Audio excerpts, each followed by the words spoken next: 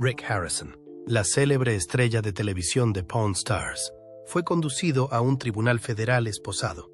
Tenía el rostro demacrado y los labios sellados, sin ofrecer ninguna defensa.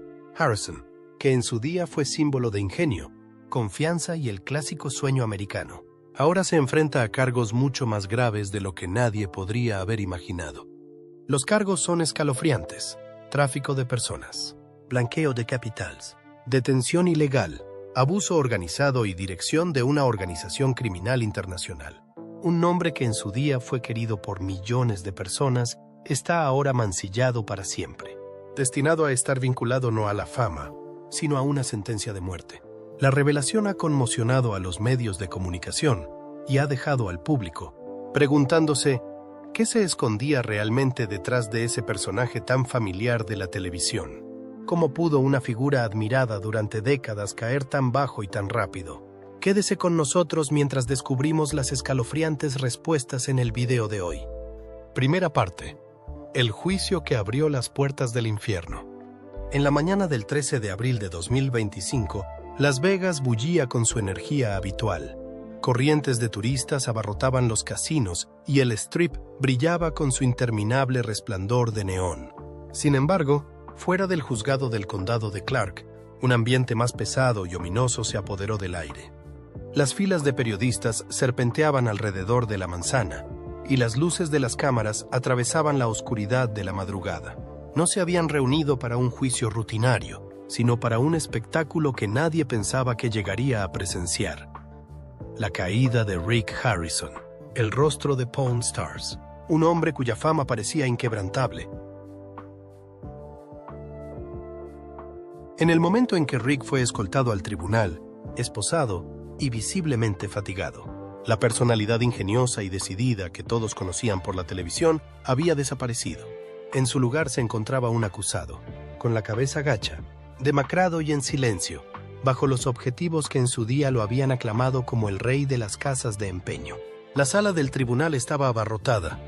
Los susurros iniciales dieron paso rápidamente a un profundo silencio cuando el juez presidente anunció la acusación, un documento de casi 200 páginas en el que se imputaban a Rick Harrison 16 delitos federales. El fiscal describió el caso como una organización criminal estructurada, como un negocio en el que todos los elementos, desde la propia casa de empeños y las empresas ficticias hasta las transacciones en efectivo que pasaban por casinos, tenían un único objetivo: la trata de personas y la explotación de individuos como mercancías. Según la fiscalía, Rick Harrison no era un simple engranaje de esta operación, sino su arquitecto, supervisor y garante de su actividad ininterrumpida durante casi 5 años. La tensión en la sala del tribunal se intensificó a medida que se presentaban las pruebas, imágenes de vigilancia, cuadernos escritos a mano por Rick, correos electrónicos cifrados y los testimonios de las víctimas que habían sido retenidas en la habitación oscura detrás de la tienda. Cada prueba constituía no solo un hecho legal, sino también un fragmento escalofriante del panorama general de una red de tráfico de personas que operaba en la América moderna. La mayor conmoción se produjo cuando el juez presidente pronunció la sentencia preliminar. Tras examinar detenidamente las pruebas, los testimonios de los testigos y las graves consecuencias para las víctimas, el tribunal condena al acusado, Richard Kevin Harrison, a muerte por inyección letal. En el momento en que se leyó el veredicto, la sala se quedó en silencio. Se oyó un grito en la galería, que más tarde se identificó como el de la madre de una de las personas desaparecidas.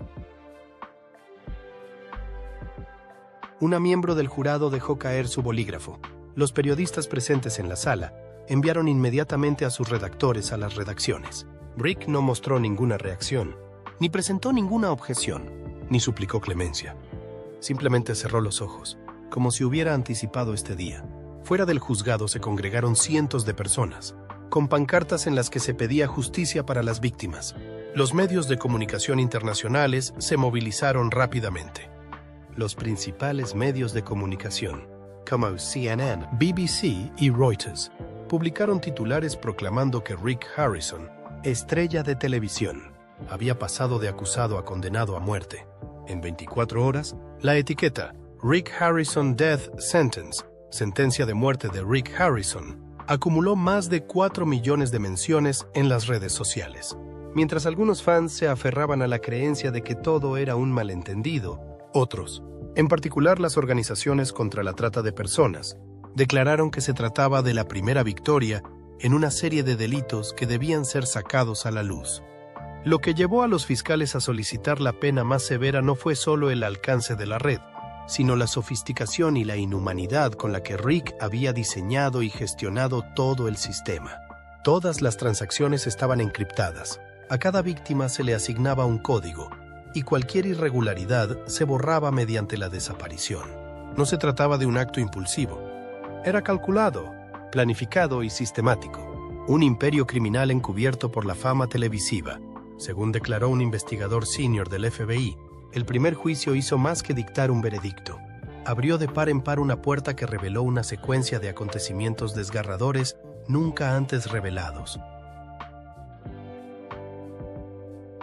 Detrás de esa puerta no solo se encontraba Rick Harrison, sino un sistema de poder silencioso y arraigado y las figuras ocultas que ayudaron a forjar un infierno en las propias calles de Las Vegas. 2. La red criminal, oculta tras un empresario de la televisión. Rick Harrison encarnaba el sueño americano moderno. Un hombre que abandonó los estudios y empezó de cero con su padre, abriendo una pequeña tienda de pornografía en Las Vegas, y que gracias a su ingenio y su habilidad para negociar, se convirtió en una estrella mundial de la televisión en el programa Porn Stars del canal History Channel. El clásico regateo, las expertas valoraciones y las llamadas a especialistas se convirtieron en una marca que cautivó a millones de estadounidenses durante casi 15 años. Sin embargo, justo cuando el programa alcanzaba su apogeo, se estaba construyendo una red secreta entre bastidores. Una segunda empresa tomó forma, sin televisión, sin público y sin risas, pero funcionando con una precisión milimétrica. No se dedicaba al comercio de relojes antiguos o cuadros raros, sino al comercio de seres humanos.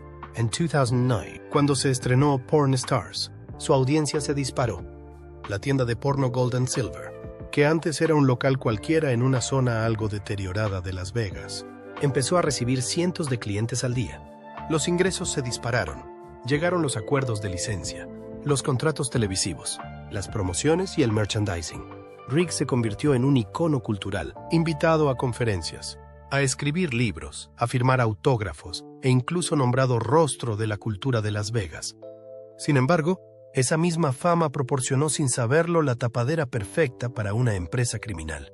Rick ya no era solo el propietario de una tienda de porno. Se había convertido en una marca. Detrás de ese escaparate de marca se escondía un laberinto financiero. Todas las empresas ficticias y las transacciones clandestinas tenían un objetivo claro: lucrarse con la explotación humana. Los registros de la investigación muestran que, entre 2016 y 2022, Rick Harrison dirigió o controló indirectamente al menos 6 empresas ficticias, ninguna de ellas dedicada a un comercio transparente, sin página web, sin dirección real y sin empleados. Sin embargo, las cuentas bancarias de cada una de estas empresas recibían depósitos regulares de socios misteriosos en Serbia, los Emiratos Árabes Unidos, Tailandia y Rumanía, a través de un sofisticado sistema de movimiento de dinero de múltiples capas. Esta red fue descubierta en la operación secreta del FBI Pale Porn, puesta en marcha a finales de 2021 tras un extraño indicio: un albarán de pago de envío con el nombre RH Acquisitions LLC, descubierto entre los archivos de un caso en una casa donde había sido retenida una víctima de tráfico. El albarán decía: 1974, transporte y manipulación de artículos raros. Parecía un envío de antigüedades, pero según una víctima superviviente, artículos raros era un código para referirse a personas. A partir de ahí, los investigadores comenzaron a reconstruir la operación.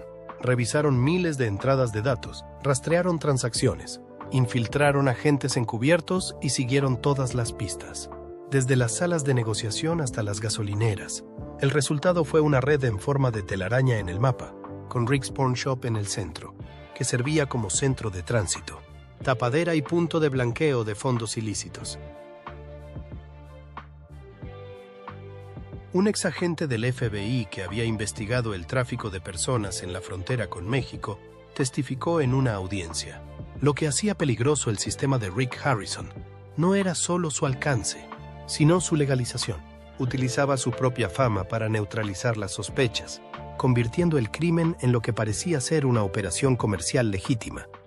Los informes del Departamento de Seguridad Nacional revelan además que Rick firmó personalmente contratos de envío con presuntos traficantes bajo la apariencia de comercio de arte antiguo. Uno de los contratos era por $83,000 por una máscara africana del siglo XIX, un artículo que nunca apareció en el inventario de la tienda de porno. Como comprador figuraba una empresa ficticia con sede en Liechtenstein, pero sin dirección real.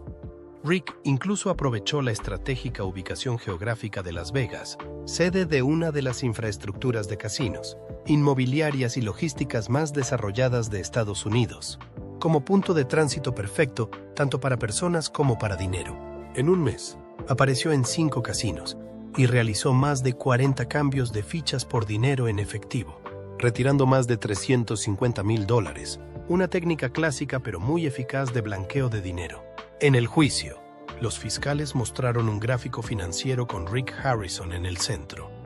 Cada flecha representaba un flujo de dinero, cada cuadro una empresa ficticia y cada conexión una víctima despojada de su identidad. Cada dólar sucio, sin importar cuántas capas de empresas ficticias atravesara, acababa volviendo a la tienda de porno dorada y plateada de Las Vegas Boulevard. La brutalidad no residía en las sumas involucradas, sino en su frío cálculo.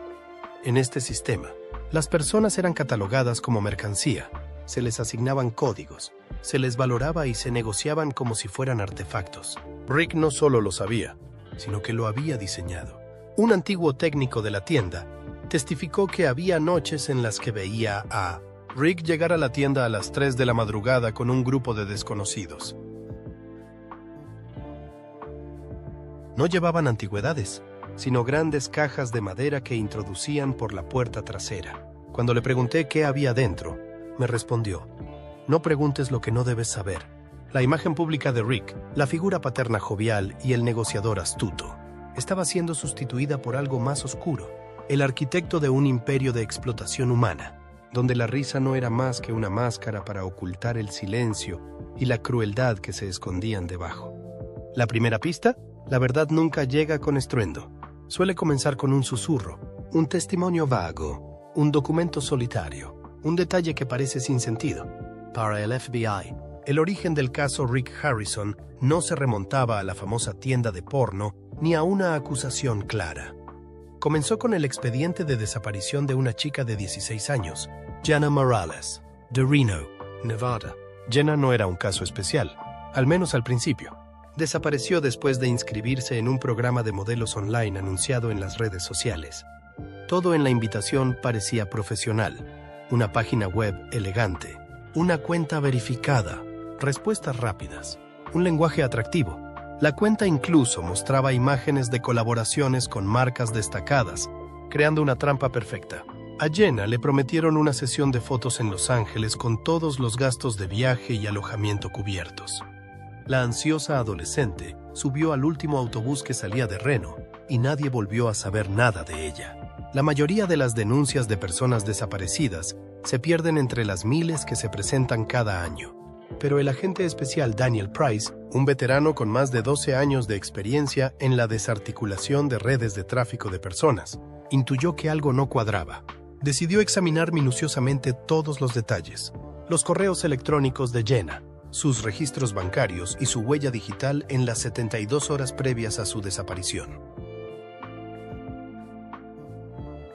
El avance se produjo cuando descubrió una pequeña transferencia, $1,000 enviados desde una cuenta de Las Vegas a una entidad llamada RH Acquisitions, LLC, con la referencia gastos de transporte y manipulación de mercancías raras.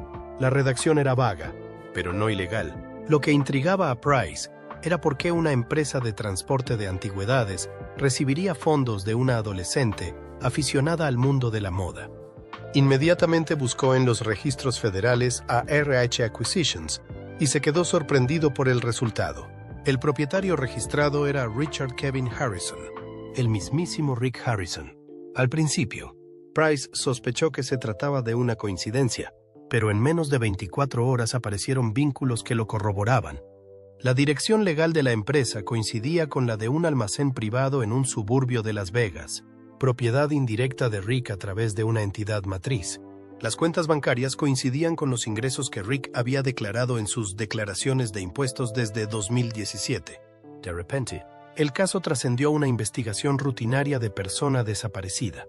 Se abrió un expediente interno con el código OP-0193, Operación Pale Porn. El nombre se eligió deliberadamente para significar que, a veces, el porno más insignificante pone en marcha un juego mortal. Y Rick, el afable personaje de la televisión, podría ser el cerebro detrás de todo. En 8 semanas, el grupo de trabajo pasó de 3 agentes a una unidad especializada que incluía a la Interpol, Seguridad Nacional y equipos internacionales de lucha contra el crimen. Su misión: trazar todos los movimientos de RH Acquisitions y sus filiales, rastrear el dinero, identificar la carga y determinar por qué todo conducía a un solo nombre. Durante una redada en un presunto refugio en un suburbio de Henderson, los agentes descubrieron un archivador cerrado con un sobre marrón en el que se leía Facturas, RH Acquisitions.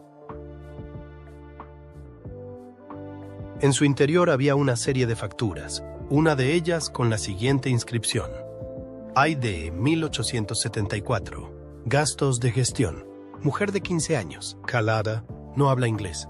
En ese momento, los investigadores se dieron cuenta de que cada factura no era solo un registro financiero, sino el rastro de una vida humana. El patrón se hizo más evidente a medida que más transacciones coincidían con denuncias de personas desaparecidas. De los más de 60 casos cotejados, 21 coincidían perfectamente en fecha, lugar, edad y descripción, con registros de transferencia firmados con las iniciales RKH, las iniciales de Rick Harrison. No era una coincidencia, era un plan y la prueba irrefutable. A partir de mayo de 2022, el FBI desplegó una vigilancia encubierta. Los teléfonos vinculados a Rick fueron intervenidos por orden judicial, en menos de 6 semanas. Se grabaron más de 70 llamadas cifradas en las que se utilizaba jerga como artículo 63, buen estado, sin historial, alto valor y transferencia de puerto autorizada. Aunque imitaba el lenguaje del comercio de antigüedades, los analistas lingüísticos confirmaron más tarde que la terminología era la misma que la de las redes internacionales de tráfico ilegal. La imagen se fue aclarando. Un famoso empresario televisivo, alabado públicamente, dirigía en secreto una sofisticada red clandestina en la que cada víctima era enviada como mercancía. Y todo comenzó con una chica llamada Jenna Morales, a quien el mundo podría haber olvidado si no fuera por una nota perdida en una factura mal dirigida. Artículo 1864. La pregunta ya no era si Rick estaba involucrado, sino quién más era cómplice. ¿Cuántas víctimas quedaban sin contar y cómo un sistema así había logrado evadir la detección durante 5 años? Sin embargo, antes de que esas respuestas pudieran salir a la luz, quedaba por descubrir una última prueba. Un cuaderno escondido detrás de la pared insonorizada de un almacén que contenía confesiones silenciosas, frías estadísticas, descripciones clínicas y la firma de Rick Harrison al final de cada página. Las pruebas físicas y la aparición del cuaderno criminal. De todas las pruebas recopiladas durante la investigación de Rick Harrison, ninguna tenía más peso ni provocaba más temor que el cuaderno de cuero negro, descubierto en un pequeño almacén del distrito industrial de East Sahara Avenue, en Las Vegas. Ese cuaderno no era un simple documento, era la refutación definitiva de todas las excusas. Un espejo que reflejaba la cruda realidad que se escondía tras el querido personaje televisivo que en su día fue adorado en todo Estados Unidos. El almacén donde se encontró el cuaderno era propiedad legal de una empresa ficticia llamada Antique Brokerage and Consulting, LLC, una de las entidades que Rick Harrison había creado. Según sus registros, servía como almacén de antigüedades perecederas de gran valor cultural e histórico. Sin embargo, cuando un grupo de trabajo federal llevó a cabo un registro especial ordenado por un tribunal en julio de 2023, no encontró ningún tesoro auténtico. En su lugar, Encontró estanterías repletas de objetos sin identificar, cuadros descascarillados, relojes sin agujas y cámaras en mal estado. Todo el espacio parecía un decorado meticulosamente preparado, sofisticado, intencionado y completamente irreal. Uno de los investigadores se fijó en la pared del fondo del pasillo, donde los planos originales del edificio no mostraban ningún almacén.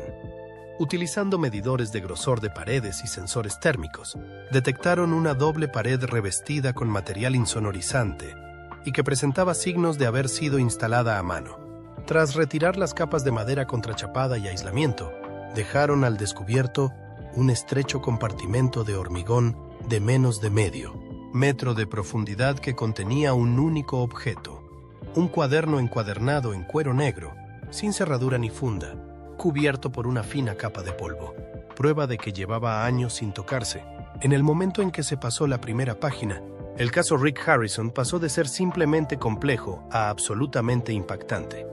Cada página contenía entradas meticulosamente escritas a mano en líneas rectas con tinta azul negruzca.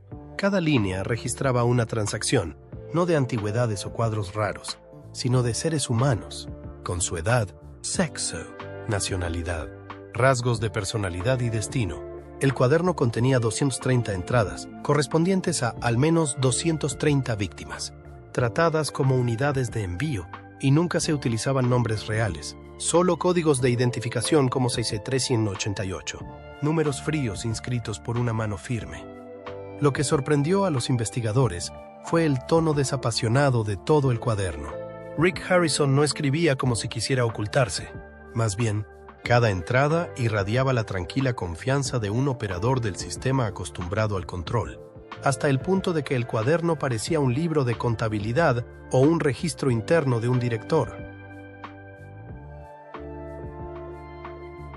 No estaba escrito para ocultarse, sino para ejercer dominio. La división legal del FBI remitió inmediatamente el cuaderno al laboratorio. El análisis de la escritura confirmó con total certeza que cada trazo coincidía con las muestras de escritura conocidas de Rick Harrison, las firmas de sus contratos y las cartas personales escritas a lo largo de muchos años. El análisis de la presión y las métricas de consistencia demostraron que la escritura era natural y no forzada, que no se trataba de una falsificación. En la última página, un esquema dibujado a mano revelaba toda la red organizativa, que reclutaba a las víctimas en Europa del Este, las trasladaba con pasaportes falsos a Serbia, las introducía en Estados Unidos con visados culturales a través de Canadá, y luego las distribuía a puntos de tránsito en Nevada, Utah y Arizona. Las ubicaciones estaban codificadas, los mensajeros etiquetados y los puntos de entrega clasificados por orden de prioridad. Las víctimas estaban clasificadas por edad, estado de salud, dominio del inglés y grado de sumisión. El cuaderno no solo documentaba el pasado, sino que servía de plan operativo para toda la red de tráfico de personas. Durante el juicio, el fiscal describió el cuaderno como una prueba irrefutable, incapaz de interpretaciones alternativas o silencio. Cuando se presentó, la sala del tribunal quedó en completo silencio. Una miembro del jurado abandonó su asiento, incapaz de soportar los detalles. Otro lloró al leer la entrada que describía a una niña de 13 años vendida a Asia, con anotaciones. Premium, sin antecedentes, sana. Cuando se le preguntó por el cuaderno, Rick Harrison permaneció en silencio, sin negar ni admitir nada. Su abogado defensor argumentó que había sido explotado y que el cuaderno podía ser falso. Pero la letra había sido verificada. Las raíces coincidían con los datos del GPS y las fechas de desaparición de las víctimas, y las anotaciones correspondían exactamente a más de 30 correos electrónicos filtrados del sistema interno de Rare Find Logistics, una empresa ficticia que Rick poseía en secreto a través de 3 entidades de las Islas Caimán. Este cuaderno no era simplemente incriminatorio, era el libro de contabilidad de un imperio criminal, no almacenado en ningún servidor, nunca filtrado electrónicamente, sino escrito a mano como una declaración de poder. Como muchos dictadores, Rick confiaba en sus propios registros por encima de todo, y esa confianza se convirtió en su cadena perpetua. Desde el momento en que apareció el cuaderno, el caso dejó de ser una incógnita. se convirtió en una verdad incontrovertible, estampada con tinta azul en páginas amarillentas, escrita por el hombre que una vez fue conocido como el rey de las casas de empeño de los reality shows. A partir de entonces, el nombre de Rick Harrison ya no aparecería en los carteles de las tiendas ni en las portadas de los libros más vendidos, sino que figuraría en los archivos penales federales junto a los condenados a muerte por organizar el tráfico de personas y crímenes contra la humanidad. 5. Los testigos más cercanos. Si el cuaderno encuadernado en cuero negro constituía la prueba física que condenó a Rick Harrison, los testimonios de sus allegados sirvieron como prueba moral que hizo irreversible el caso en cualquier juicio. Cuando quienes alguna vez llamaron padre, hermano o familia al acusado suben al estrado, la verdad deja de ser un mero informe de investigación y se convierte en un golpe directo a la imagen que el acusado ha cultivado meticulosamente. En el juicio de Rick Harrison, ese golpe vino de dos personas, Corey Harrison y Austin Chumley. Russell, su hijo biológico y su compañero más fiel en la pantalla. Cuando Corey Harrison entró en la sala del tribunal, el ambiente se volvió pesado, lleno de incredulidad. Ya no era la figura segura y divertida que se conocía de la televisión. En su lugar, Corey apareció pálido, con los ojos hundidos, el paso lento y las manos temblorosas mientras se acercaba al estrado de los testigos. Ya no era el hijo divertido de Rick que conocía el público. Era un testigo que mostraba tanto afecto filial como una profunda ira. Cuando el fiscal le preguntó, ¿quién es usted?, Corey dudó antes de responder, soy Corey Harrison, hijo de Richard Kevin Harrison.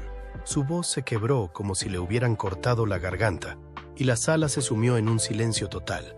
Corey relató que, a partir de 2019, el comportamiento de su padre se volvió cada vez más extraño.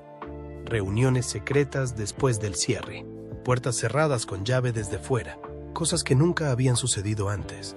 Una noche, fui a la tienda cerca de la medianoche para recoger mi ordenador portátil. Oí llorar como un niño desde el almacén trasero.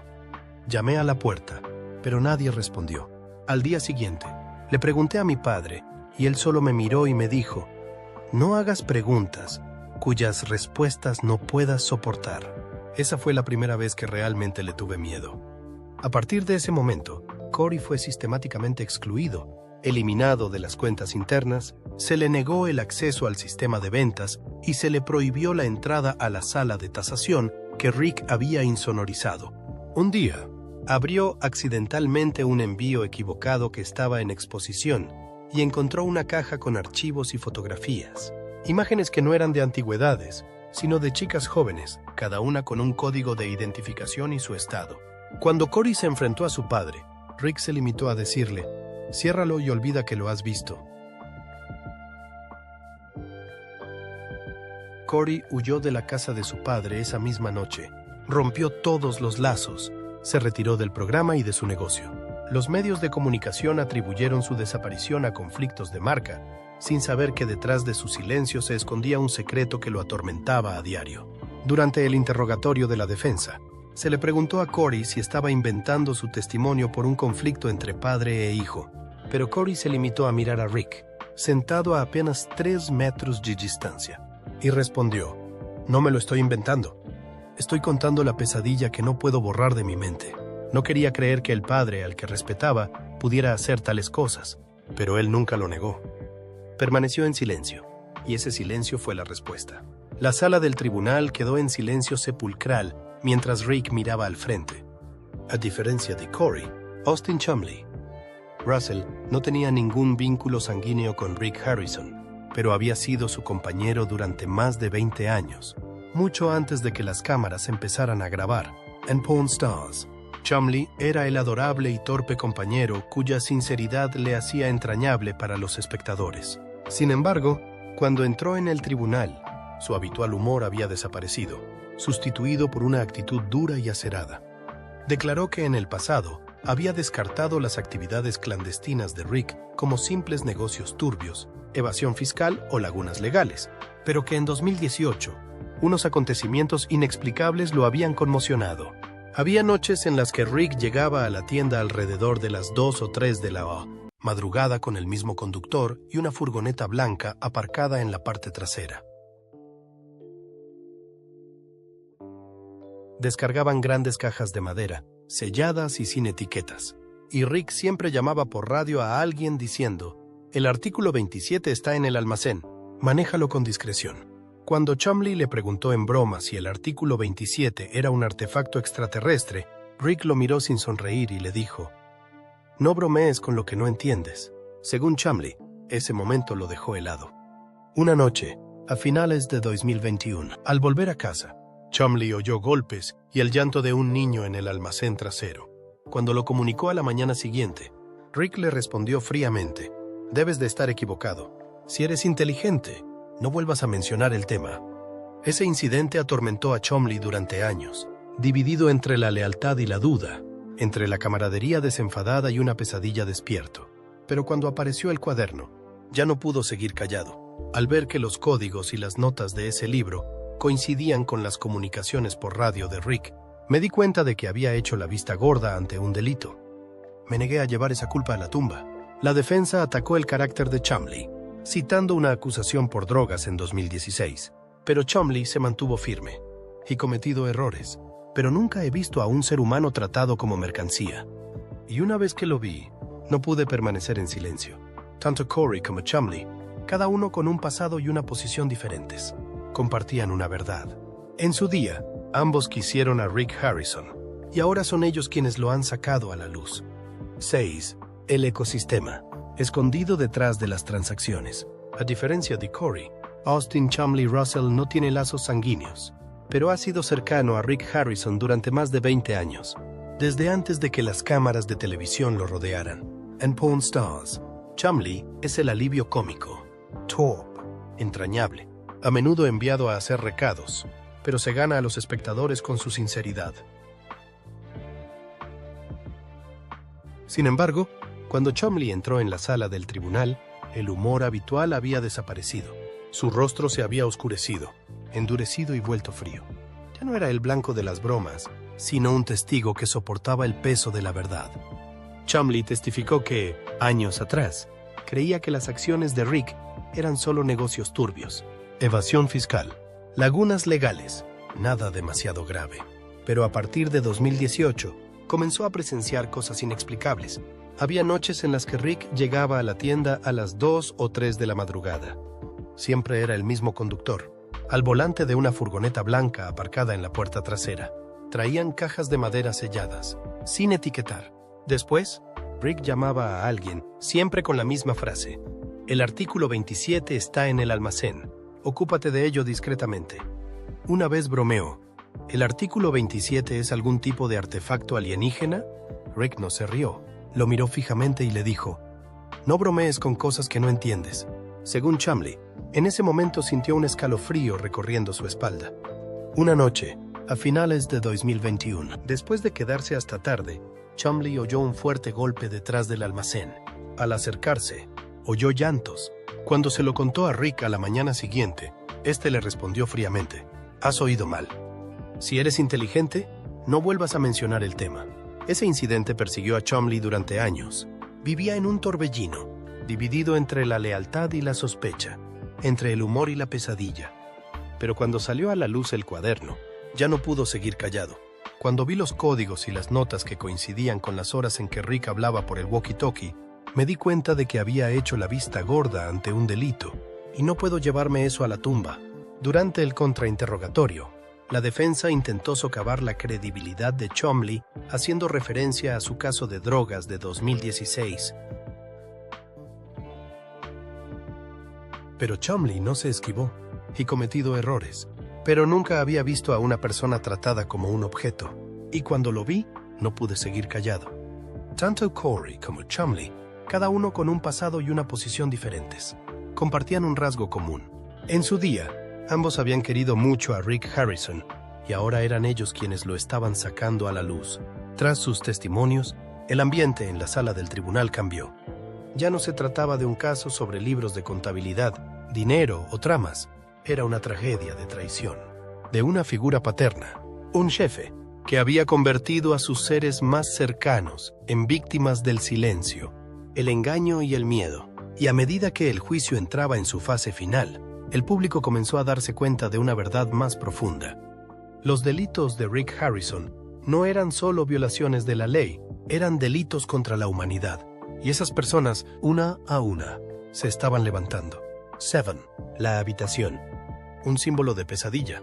La trata de personas es un delito oculto, pero el dinero que genera siempre busca una forma de salir a la luz.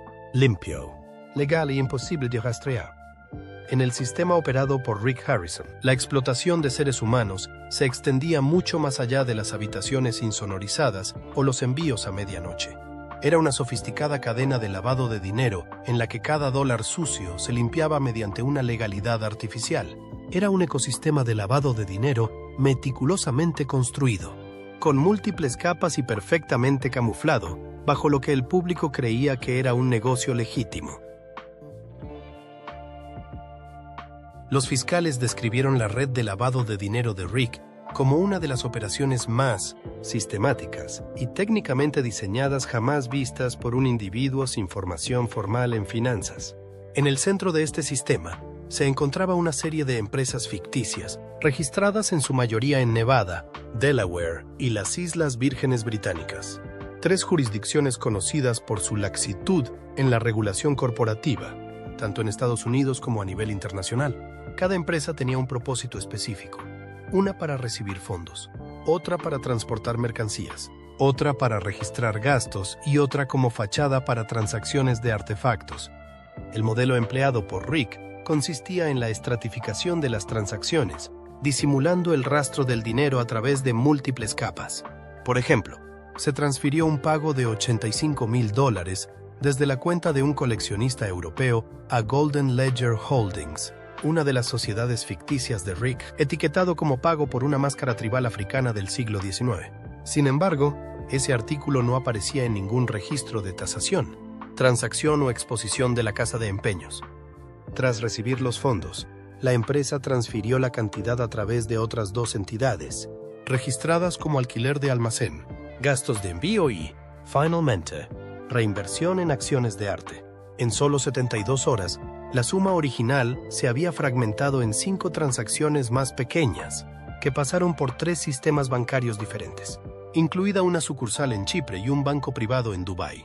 Para entonces, el dinero era prácticamente imposible de rastrear y podía retirarse como ingresos legítimos.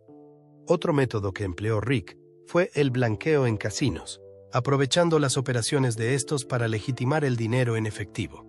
Según los registros de la Agencia de Control Financiero de Nevada, Rick realizó al menos 37 transacciones de fichas de alto valor en 14 meses, por un total de más de $350,000.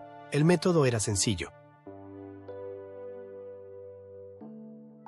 Rick compraba fichas con dinero en efectivo, jugaba brevemente a juegos con límites bajos y luego las cobraba como ganancias, ahora legales y por debajo del umbral federal de notificación de $10,000 por transacción.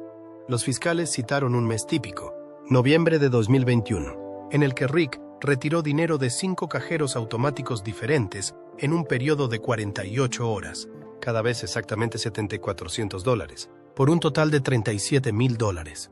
Cada cantidad estaba cuidadosamente por debajo del umbral de alerta, pero cuando se analizaban en conjunto, revelaban un patrón clásico de dispersión de efectivo, comúnmente visto en cárteles o redes de tráfico de drogas.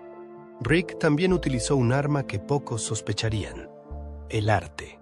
El mercado del arte ha sido durante mucho tiempo un refugio para el lavado de dinero debido a sus precios arbitrarios y a la falta de verificación de la procedencia. Una pintura solo necesitaba ser etiquetada como obra de arte valiosa y tasada por un experto, independiente para justificar una transacción de $100,000 sin ser objeto de escrutinio. En los expedientes del caso, un boceto de Picasso de 1914 se vendió por $120,000 a través de una consultoría de adquisiciones de objetos raros. Tras su inspección, los expertos descubrieron que se trataba de una impresión de Internet, envejecida artificialmente con manchas de té y papel de lija. La casa de empeño de oro y plata también servía como centro de transferencia de efectivo. Muchos de los artículos que aparecieron en el programa se compraron a precios inflados. Nunca se revendieron. nunca se volvieron a incluir en el inventario y no tenían facturas válidas. Los investigadores concluyeron que estos artículos eran una tapadera para transferir dinero. Un reloj valorado en $65,000 valía en realidad menos de $3,000. Esa transacción sirvió para legitimar una transferencia bancaria a un socio dedicado al tráfico de personas en Europa del Este. Más espeluznante aún era la conexión del sistema con el sector inmobiliario, donde se disfrazaban como propiedades comerciales, instalaciones de almacenamiento y cuartos oscuros. Se compró un almacén en Henderson por $190,000 y se revendió en 3 meses por $465,000 a una empresa malasia vinculada a una red mundial de explotación infantil. El edificio nunca se utilizó. Existía únicamente para simular transacciones ficticias, una técnica habitual para inflar los precios en el blanqueo inmobiliario. Un aspecto especialmente peligroso era la integración transnacional del sistema. Según el análisis de la Oficina Federal de Investigación Fiscal y la Interpol, al menos 12 países participaron en el rastro del dinero. Desde Singapur, Rumanía, Serbia y Bélgica hasta los Emiratos Árabes Unidos. Cada país actuaba como enlace, receptor de fondos, punto de tránsito de personas y legitimador de documentos. Durante el juicio, cuando se presentó el mapa del flujo de dinero, se mostró un enorme gráfico con flechas, fechas y códigos de transacciones. Un nombre ocupaba el centro: Rick Harrison. No solo era el instigador, sino también el organizador. Como el director general de una multinacional con filiales especializadas en almacenamiento, transport, valoración, pago y borrado. El experto financiero del Departamento de Justicia concluyó claramente que nadie podría haber creado este sistema por casualidad. Es el resultado de una planificación minuciosa, la optimización de las lagunas legales y el máximo aprovechamiento de la fama personal para cubrir las huellas. Rick Harrison convirtió el blanqueo de dinero en una forma de arte, y así todo el imperio televisivo, desde las jugadas de regateo hasta los acuerdos cómicos de los reality shows, no era más que la superficie visible de un ecosistema criminal oculto, sostenido por el silencio, la reputación y el dinero. 8. Finaliza el juicio. El día de la sentencia llegó en medio del frío seco de enero en Nevada. Habían pasado más de 11 meses desde la detención de Rick Harrison. Casi 10,000 páginas de expedientes, 97 audiencias, 43 testigos y 4 víctimas comparecieron ante el tribunal. El juicio había llegado a su fin, pero nadie en la sala creía que se estaba juzgando simplemente a un hombre. Todos entendían que Rick Harrison representaba un tipo de sistema en el que los delitos no tenían que esconderse en las sombras, sino que podían prosperar abiertamente bajo los focos de la televisión. La sala se quedó completamente en silencio cuando el juez presidente se levantó. Ante él no había solo un veredicto, era una declaración. Tras leer la lista completa de cargos, que incluía tráfico de personas, blanqueo de capitales y detención ilegal, hasta la dirección de una organización criminal, pronunció: dada la gravedad de los delitos, el número de víctimas y las pruebas irrefutables, que el tribunal condenaba a Richard Kevin Harrison, también conocido como Rick Harrison, a muerte por inyección letal. No hubo aplausos ni vítores, solo un profundo suspiro en la última fila, donde la familia de una de las víctimas se sentaba en silencio, llorando. Rick permaneció inmóvil, no dijo nada. Desde el día de su detención, nunca había presentado una defensa, nunca había objetado, nunca había expresado remordimiento, tal vez porque sabía que las palabras no tendrían sentido, cuando las pruebas incluían un cuaderno escrito de su puño y letra, una sala de detención construida debajo de su oficina y transacciones financieras con su firma. Los medios de comunicación retransmitieron la sentencia en directo. Los principales medios de comunicación publicaron titulares idénticos. El actor porno Rick Harrison, de héroe de la televisión a condenado a muerte. Una ola de indignación pública estalló en los foros.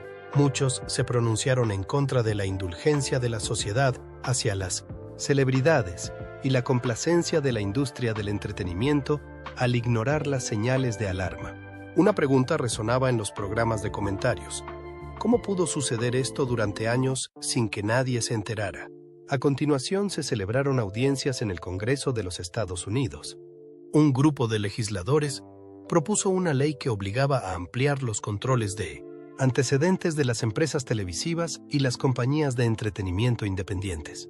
El Consejo de Derechos Humanos de las Naciones Unidas emitió una solicitud formal para que se investigara más a fondo la red internacional implicada en el caso de Rick Harrison. Lo que comenzó como un juicio penal se había convertido en un caso mundial relacionado con el abuso de poder, los medios de comunicación y el comercio. Pero más allá de todas las repercusiones legales, políticas y institucionales, fueron los admiradores de Rick quienes sufrieron las heridas más profundas.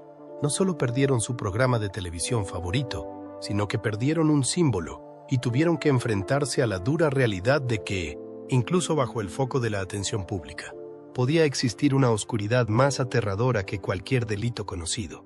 La historia de Rick Harrison no es solo la caída de una celebridad, es una severa advertencia sobre cómo el poder, la fama y los medios de comunicación pueden ocultar verdades horribles. Detrás de cada sonrisa en televisión puede esconderse un silencio que ha durado años. Dale a me gusta.